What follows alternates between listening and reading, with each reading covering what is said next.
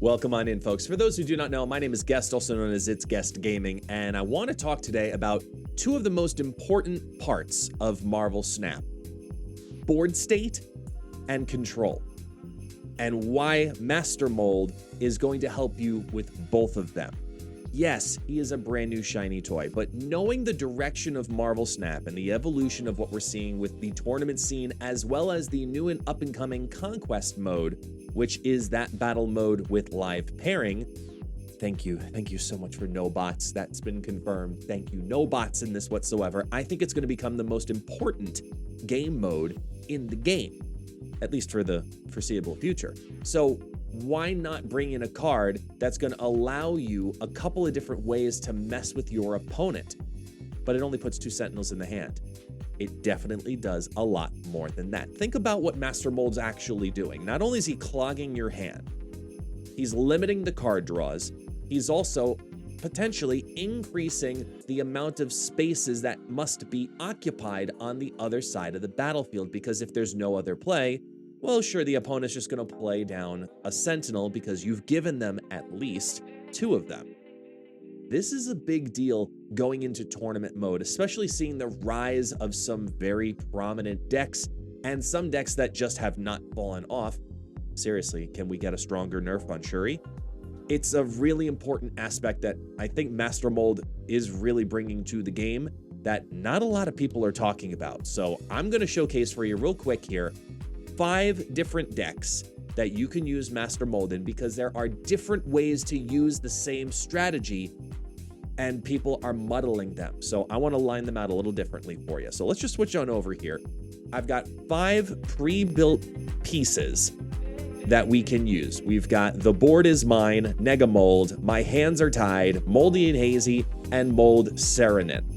Now, you let me know down in the comments which one of these you like, if you're going to run them at all. And if you do, let me know how they did, whether that be on Twitter, whether that be in our Discord, or just leave it down here in the comments. But let's dive on in, because to me, with Master Mold, one of the most important ones is probably going to be Mold Seronan, however you wish to pronounce it. I haven't even decided, and it's my own deck. This is a Sera control deck that has been modified for the notion of Master Mold and Ronan, capitalizing on the fact that Maximus is also putting out 2 cards into the opponent's hand. So your later plays are looking like Master Mold Maximus on 3/4 into Sera and Ronan. Hence the name, Seronan. I still can't even figure it out. But that's what you're trying to play into. Anytime you have a card that's only a 2/2, that's a great thing when it's a control piece, because look at Scarlet Witch at a 2/3 versus Storm at a 3/2. Very different purposes, but it creates the aspect of control, and that's what this deck is obviously meant to do. So let's capitalize on one of the biggest pieces, Maximus, which is a 3/7, so it's a lot of power, but at a sacrifice. Let's make that sacrifice be worth our while. So that's why I'm putting Ronan in this deck with Master Mold and Sera. Pretty simple to run deck. Control the other side of the battlefield. You're looking to build up on your bishop. You're trying to get Master Mold and Maximus towards the latter half as a line to build up a 17 power Ronan by the end, or even higher if you have that Killmonger and Nova go off at the right moment. Shang-Chi is your big mega counterplay, and keep an eye on where you put your Enchantress specifically so you don't accidentally undo what you just gained from your Ronan. Otherwise, he's just really not going to be worth anything to you. Pretty simple to run control deck if you like a general, what we'll call control piece. But once we start building in other mechanics, it gets a lot of fun. The one I've had the most fun with has been Negamold. Negamold is a Mr. Negative, as expected, with that aspect thrown in there. And there's a couple of lines that I love specifically in this deck. Number 1, you're looking to play Iron Man and Valkyrie consecutively. It is one of the strongest combos, and I do honestly think Valkyrie at a 5/3, when becoming a 3/5, if you happen to get that pull to pop just right. Oh, that is a beautiful, beautiful turn swing that makes that Red Skull feel like this big. He is a tiny, tiny skull. So I love watching Valkyrie just reducing that down, and I think Valkyrie is going to be the next meta, but let's capitalize on that with a couple of free Iron Man, Mystique. Even the Punisher is getting love here because he's a very strong card with an ongoing effect that can rise up to 3/6. And we're looking at building some board states like we saw with Master Mold putting out Sentinels. They're going to want to play those cards out. And it's only putting cards out at a 3 power. So Valkyrie isn't hurting or helping. It's just there. And then Spectrum comes to play and says, how many ongoings can we boost up? Because now we've got that Valkyrie in play, because we've got that Spectrum putting a little extra power towards the end, because that Ant-Man's now been boosted up from being his 1/1 base to as high as a 1/9 if you get him on a loaded board with the Valk and the Spectrum. There's a lot of strength in this deck. It has been one that I've been climbing with recently, and I'm continuing to tweak. I will say the most replaceable card in this deck is where Adam Warlock is right now. I have gone back and forth between Adam Warlock and Mojo, and both work fantastic. But the most important aspect is to have as many ongoings as possible, so you have 3 different outs on the deck. The Spectrum out on turn 6, the Valkyrie route on turn 6, or the Iron Man route on turn 6. And all of them will take over the board. Iron Man, watch. Secret hidden player in the next meta. Moving on, we're going to move to My Hands Are Tied, and this is where Master Mold becomes really important, because now there's 2 different ways to look at what Master Mold does. When he's putting those Sentinels into your opponent's hand, what does that do for the entire construction of how the opponent is going to play their deck? They're going to play it by either limiting what's in their hand or maximizing what's on their board. So if you're limiting what's in their hand, that means that they cannot draw. So this is where the Darkhawk play is more prominent. You're loading that hand to stay loaded throughout the entire match to maximize the full potential of what Darkhawk is going to do. We already know the combos at this point of Darkhawk with Rock Slide and Cork. So clog it a little bit further. Throw in an Iceman so they have to hold on 1 extra turn onto a card. Throw in a Black Widow so that way they have to discard that and put out a 0-cost card, but it delayed another card draw. Put that Baron Mordo in there so that way, yes, something's going to be a 6-cost and is most likely going to now stay in their hand. Maximus obviously pulling 2 more cards as well.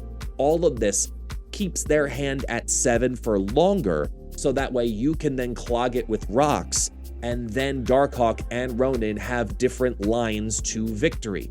Mystique can copy either of them and become 17 power or higher if maximized out. Sarah, of course, is great.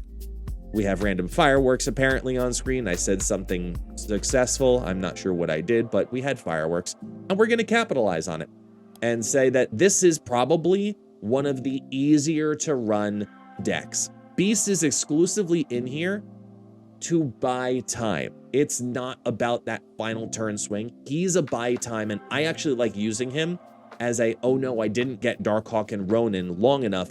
Let me pull cards back into my hand, take a look at the board state, and then see, can I now capitalize on that turn 5 pull by, yes, finally got Ronin. Okay, now I'm going to replay, ba-da-da-ba-da-da-ba-da-da-ba. So Beast, I'm not playing as a Beast bounce necessarily. I'm using it as a board shift to buy time. And it's a different way to use Beast, I know, especially in the current game, but one to keep an eye on. So My Hands Are Tied, very strong if you're looking at the Darkhawk Ronin combo specifically. Then there's 2 different ways to play this next one, because Hazmat with Master Mold is just filthy. Absolutely filthy. So there's 2 ways to play a Hazmat deck, right?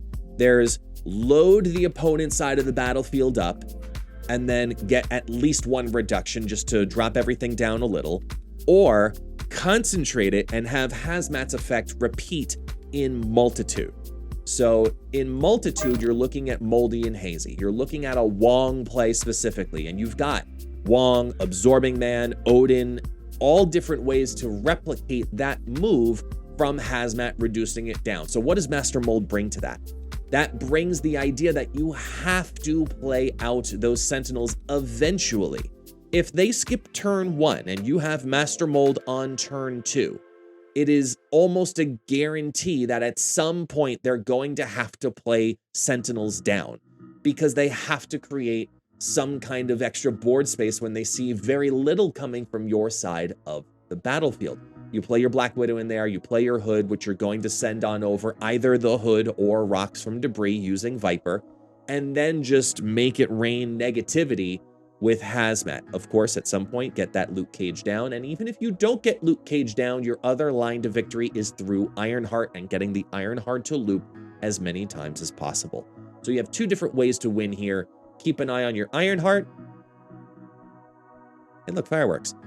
I know the magic word. Have you figured it out yet? Let me know in the comments if you know what the magic word is that sets off those pieces. Ironheart is your big line to victory. Wong Hazmat, Absorbing Man Hazmat, or Odin Hazmat with Luke Cage is your other line to victory on this version of using Hazmat. So this is focused on as many Hazmat abilities as you can. Catching it? Or at getting that Ironheart to loop several times for extra boosting. The other way to do it is one I've called the board is mine. If you get the reference, you're good people.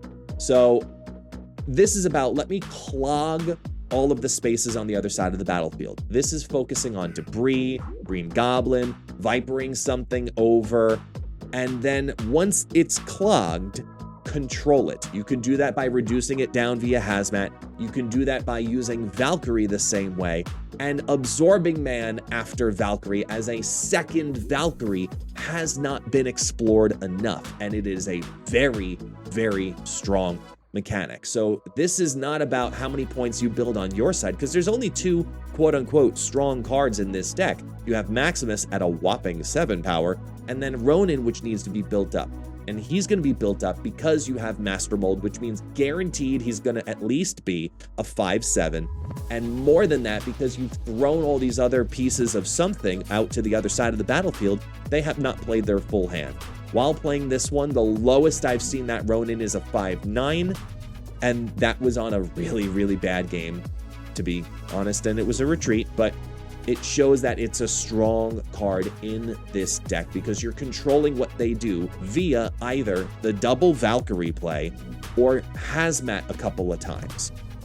But you gotta clog them. You've got to put your Goblin out, your Hood onto the other side, your debris out, your rocks onto the other side, get a couple of those Sentinels that you've given them for free onto the board, and then drop all of it at once. It's a very fun variation. So knowing how Master Mold is going to work is just as important as how you then play into it, because the game gives you a very simple description of his effect. But outside of that, what else can you do with Master Mold? How can you take Master Mold one step further? And I'm curious from you all how you would do it. Let me know down in the comments, and hopefully some of these decks helped to provide some clarity, some guidance, some ideas on Master Mold, because I truly think in the tournament scene, he's going to be one of the most important cards coming up. So keep an eye on Master Mold. I'm going to be playing him a lot live on stream this week, so come join us over on Twitch, and I'll see y'all next time. Have a wonderful afternoon, everyone. For those who do not know, my name is Guest, also known as ItsGuestGaming. Have fun, everyone.